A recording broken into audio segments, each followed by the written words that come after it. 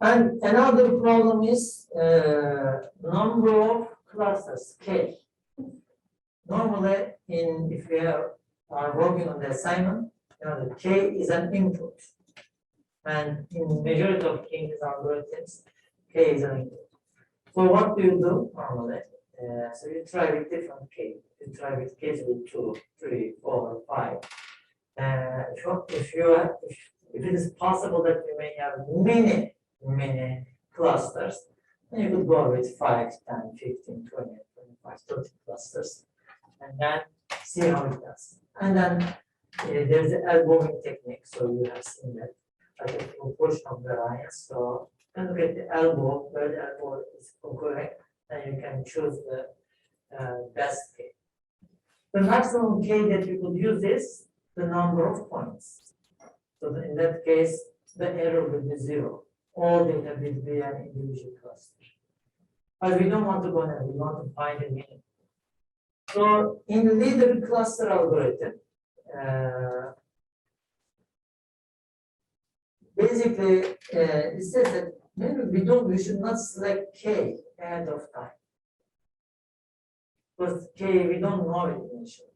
So it says that whenever clusters start to become large, then we should split the cluster, or we should build a new cluster. That is the main idea of this. For example, a center that covers a large number of instances. So BI T, here T is the cluster, BI means number of data in the cluster, so it's either 0 or 1. So basically, there's the ratio of points in that cluster with respect to the total number. For example, you can say that theta is 0.2. So let me give you an example of this. For instance,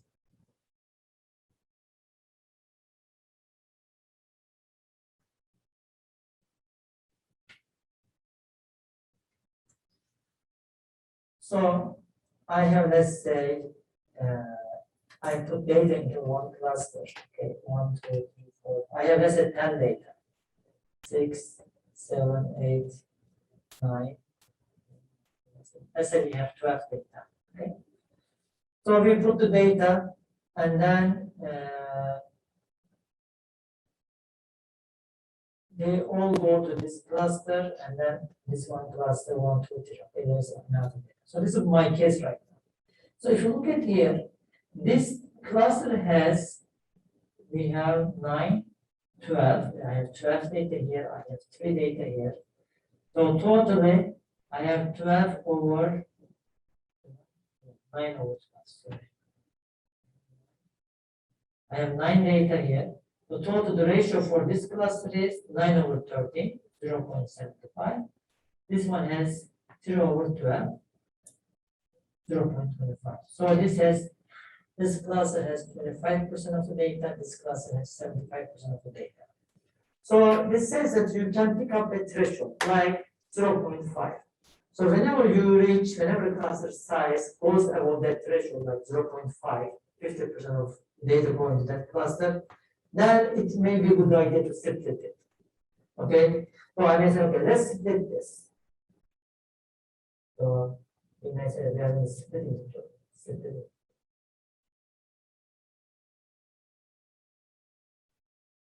Then in this case, you don't need to know exact K. The only thing that now you need to know, you replace K with theta. So you need to know what theta is. So rather than providing K as an input, then you need to provide this ratio as an input. So whenever the ratio of the size of the size goes above that threshold theta, then you should be split. Okay. Yes. Question? No question.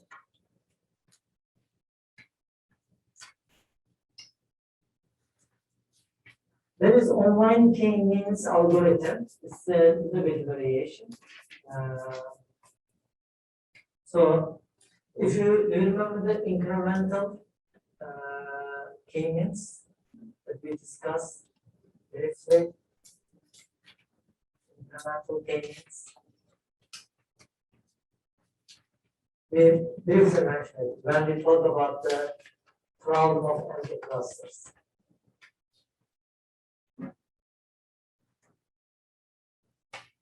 So in incremental k-means, if you remember this is what we do, right? So I said 10, 20, 30, 90, 100. So I say that these are my data points. So this is first center, center 1, this is center 2. So what I do was, okay, I find the closest data. So in the first cluster,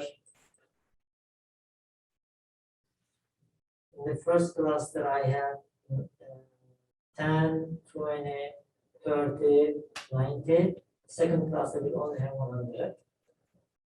So I find the average of the first cluster, 10, 20, 30, 90, and then I find the average of the second cluster. But after I do the assignment, in incremental k-means, it says that you're waiting too long, okay, to find the cluster average. So it says that you don't need to wait, assign all points. For example, I have 90, okay, and this is 100.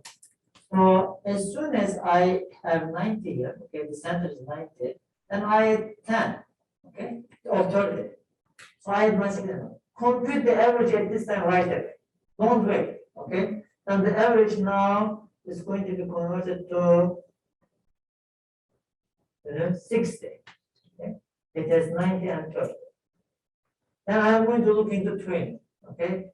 Now where the 20 will go. So you can compute it done. Whenever you make an assignment to a cluster, you recompute. Okay? You recompute it. Don't wait. And this is going to avoid empty cluster problem. So this online k-means has a similarity like that, but not completely. This is the batch k-means. Now we have a different name. Okay, batch k-means is basically take the average of all the points in that cluster. That's what we do. In this one, it says that this is a a closed incremental. So this part, distance to the cluster, distance to the cluster center.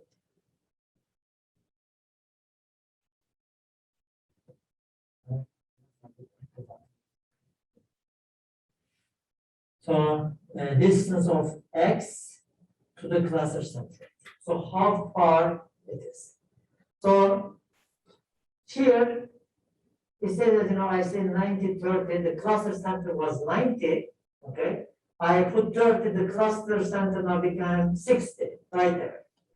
This algorithm says that, wait, it's a big change from 90 to 60, it's a very big change. You should not make huge changes on the cluster centers. Cluster changes, center change should be made incremental.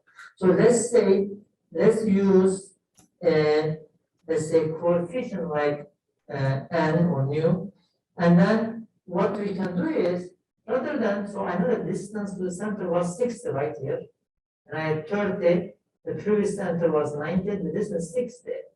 Let's say use 20% of this distance to adjust the mean. So 20% of this one is, let's say an example, 20% will be 12. So rather than moving 90 to 60 like that, let's subtract 90 minus 12, let's get 78. So it's going to adjust the center more gradually.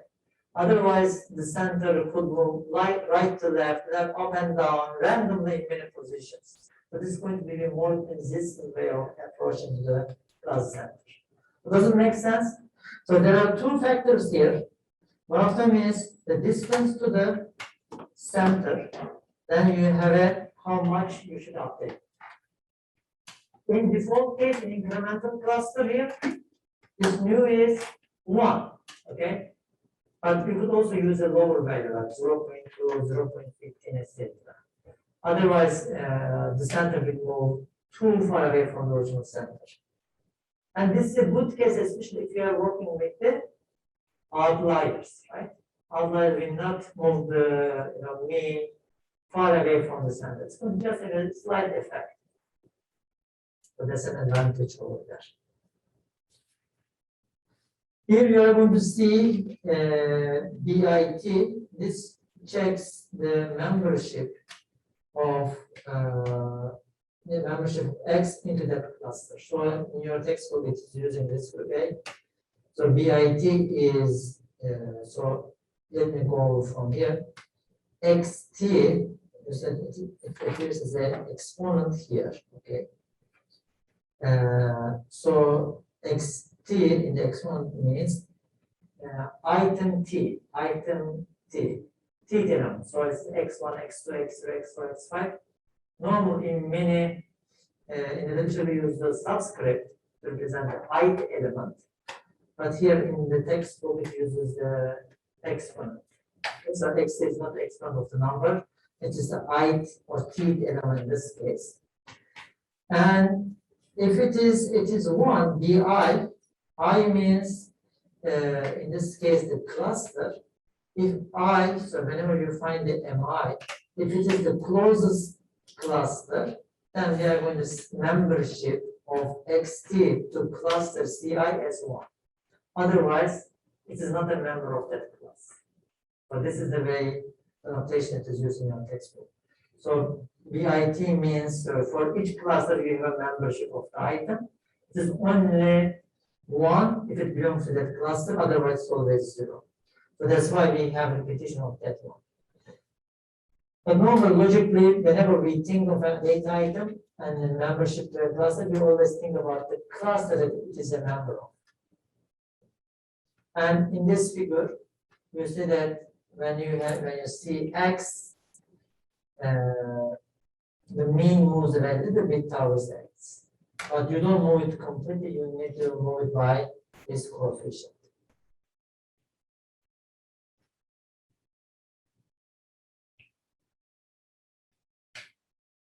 Does it make sense? The book's notation. So we have, let's say, we have C1, this is cluster C2, this is cluster C3. Okay. And then we have X0, X1, X2, X3. So I have 4 data points as an example. Okay. So X0 from belongs to this cluster, right? This is going to be 1. X2 belongs to this one. Sorry, X1 belongs to this one. X2 belongs to this one. X3 belongs to this one. The rest will be 0. So you build this matrix. I did not draw it properly. It was going to happen. So when I do this, now each of this matrix is essentially B matrix. So this is, if I put this, this one, this is B3, 1. So it is the first element, X1, cluster 3. It means that X1 does not belong to cluster 3, it only belongs to cluster 1, because we have it here in this case. Does it make sense what it means? So that's the notation used in your textbook. So this notation says that the closest mean, basically, the closest mean.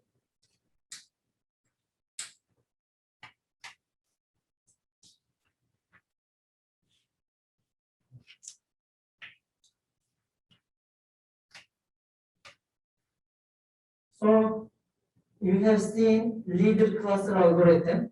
Leader cluster algorithm says that when the cluster becomes large, using this theta ratio, split it. Okay? So that's not a split cluster. This one says how much you move the centroid of the data. Don't move it, don't wait too much. As soon as you have a reassignment, you can move it. And you can see the algorithms even more. There is adaptive resonance theory. So if you understand leader cluster algorithm, and if you understood the online K-means, this combines both. So of course there is little bit difference. Okay. So you find the closest. Okay. What we do is we always find the closest center, right? So if you remember, we have 10, 20, 30, 90, 100. So these are my data. Right? These are our initial centers. An example, randomly chosen centers. So what this says is, okay, let's check, whenever you do the assignment, there are two conditions here. Okay, two conditions. If the distance to the center is huge, you don't need to assign it to that cluster. For example, you can use a threshold like this. My threshold is 75. So whenever the distance to the center becomes more than 75, don't assign to a cluster, build a new cluster with that element as a center. So normally this is what we will do, right? So we have 90, 100 as my clusters. So I have 30, so 90 will 100 will go easily here. 30 will go here again. 20 will go here because the distance to the center is 90 as an example.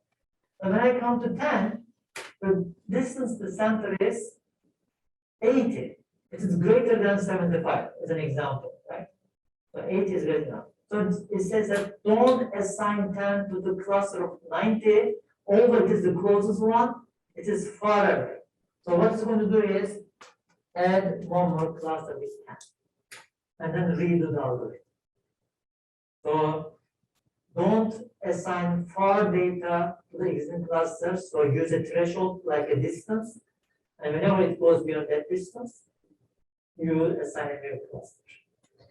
In addition, that's the first part. Secondly, if you are going to assign to the same cluster, for example, this point is the example I have given, okay, this one.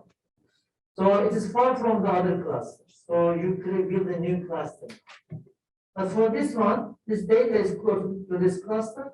When you move the mean, use the same logic. Don't always multiply with a high constant. Just adjust a little bit. You can multiply by 0.2, etc. And then you can find the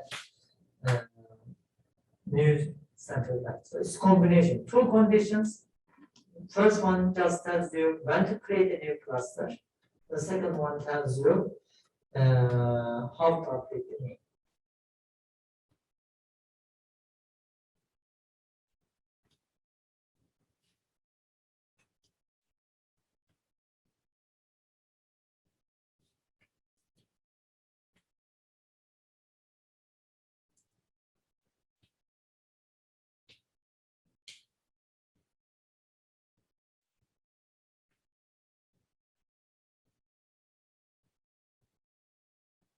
Does that make sense? In the previous examples, what we have seen is we were always assigning a closed cluster, regardless of the distance to the cluster centroid. So in this case, don't do it blindly. Check the distance to the cluster centroid. And if it is close enough, assign. Otherwise, have a new cluster.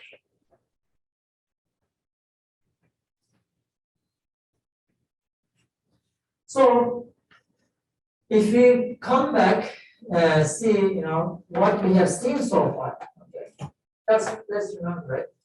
We have seen the K-means clustering algorithm. Right, so this is the basic one. We have seen it. This is the one that we're implementing. Then we have seen bisecting K-means. Right.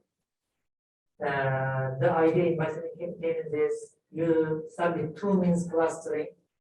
Then pick up the worst cluster, split that cluster, then you get 3.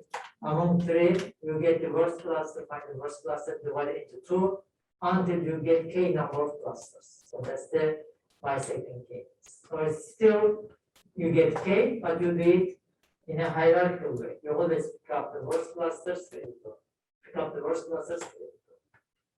Then we talk about incremental k-means. So where the center is updated. As soon as you make an assignment to a cluster. So whenever you move 10 to a cluster, you recompute the mean. Okay, so that's the incremental k-means. Then we talk about k-medoids. K-medoids, the center is not the average anymore. The center is always one of the data points. And we randomly replace the medoid with a non-medoid, and then see whether the clustering improves or not. So this is the general logic. So even if you know this, the algorithm I have shown, I have shown you 4 cases, right? Case 1, case 2, case 3, case 4. Don't worry. Even I say that, okay, replace the k-medoid, replace the medoid with a non-medoid, and then redo the clustering. You are going to get the final result exactly the same. The only thing that will change is it's going to be less optimal. The algorithm, those 4 cases, help you to improve or optimize the algorithm. Okay. That's the only trick over that. It doesn't affect the correctness of the algorithm. Then we talked about this leader cluster algorithm. Right. So whenever the size of the cluster gets huge, it should be the cluster. Then we talked about online k-means. Basically, it says that don't update the means directly, update it, by multiplying with the ratio. It's like incremental clustering, but the ratio is not 1 anymore. The coefficient is not 1. Typically, it is like 0.2, 0.3, etc. Then finally, we have adaptive resonance theory that combines leader cluster algorithm in a different way with the online k-means. It says that if the data is far from all the cluster points, don't assign it to the cluster, just start a new cluster. And then whenever you update the mean, update it gradually, not instantly like that. Probably because of this, they have updated it. Let's try. Okay, so let's say the mean was, in our case, we have 10, or let's say we have 30, and the mean is 90. So this is 60, negative 60, right? And then if you take the negative of this one, it's going to be 60. So it says that multiply by 0.2, or let's say that it's 0.2, it's going to be 12. So actually, it only depends on this interpretation. It's a very good observation. I think you got it correctly. So M new, okay? Is it MI plus or minus? So if you say that if it is negative here, then this works. I think this will work. If you say positive, then you should make sure that it's correct. So this operation determines whether it should be negative or positive. So I don't remember how it is represented in your textbook.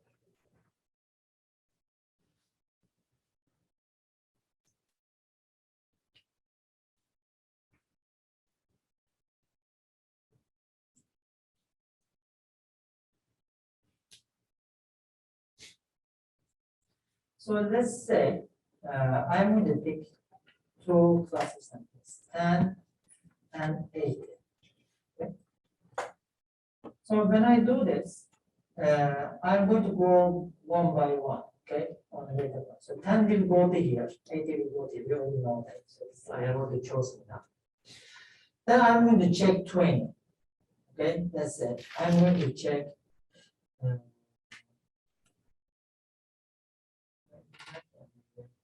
Let's go with 20. Or let's go with 20.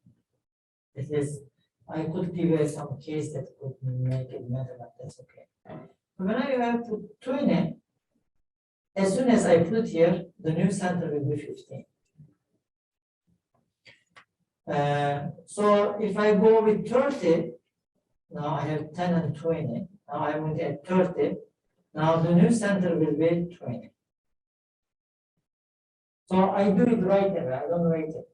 So when will it matter? I think if I start with something like maybe 50, a good case, let me check.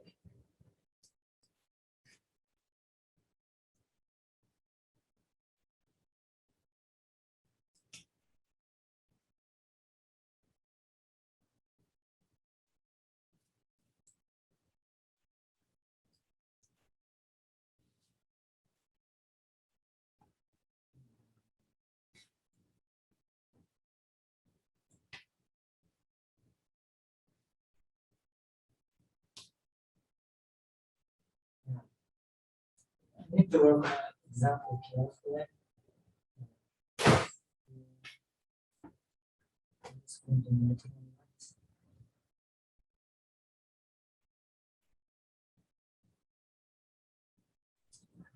Let's replace it with another value. Let's make it 9. Yeah.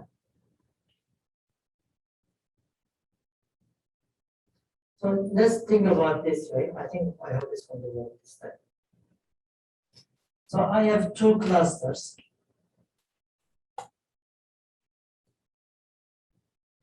20 will go here, 90 will go here. Okay, we submit this one. Normally, 60 will go to which cluster? 90. Okay? But normally that's what we do normally. So I'm going to make a different change. Okay? I'm not going to go in that direction. So at this time, what I do is I check 50. So when I do 50, this cluster will have the new center will be 35.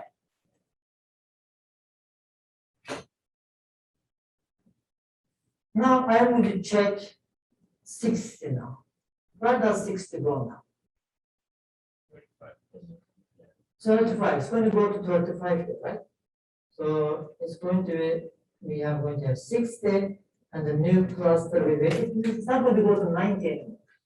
Since I am doing the, change of the mean right away, it went to another cluster.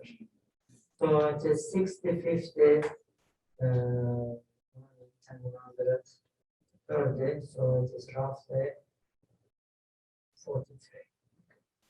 So this shows the main reason, right? So how it differs from the original keys. So you can check now 10. Okay. 10 will go to this one. This one 10 will go to here. So we're going to have 10, 20, 50, 60.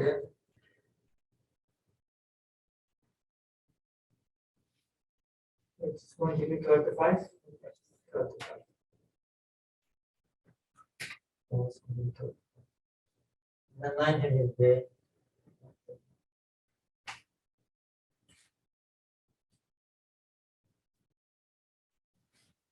So there is an expectation maximization problem. This is related from the probability. I believe in your data mining class, this is covered this topic, so I'm not going to get into details. But especially this is a good exercise. So why do we need to work on a case like this? Let me give you one case. Sometimes data might be coming from multiple mixtures, different mixtures. So I say that in my previous cases. Some students could be master students, some of them could be PhD level students. So when I analyze the average, again, so I do a test, I get a curve. So how am I going to analyze that curve? So there are 2 different mixtures in this class. So whenever you have a, let's say that I know that both of them are Gaussian distribution. Master students have a Gaussian distribution of the grades, and PhD is a Gaussian distribution of the grades. So they have both mean and standard deviation individually. But when they are combined, I just get the final result, right? The expectation maximization problem is a way to approach it. So what you do is you start with an assumption, okay? For example, PhD grade, let's say average is, let's say 8.5. And then the standard deviation 10. Okay, you start with the distribution like that. And then for the master, you said, okay, I assume that's 75, and then the average standard deviation is 20, as an example. Then given those distributions, how would my data output look like? I analyze it, see the error, and then correct it, and then iterate this until I converge. This is the general logic, okay? Just, at least you hear about this, so if you want to learn, you can learn in data mining course, or you can check some online material.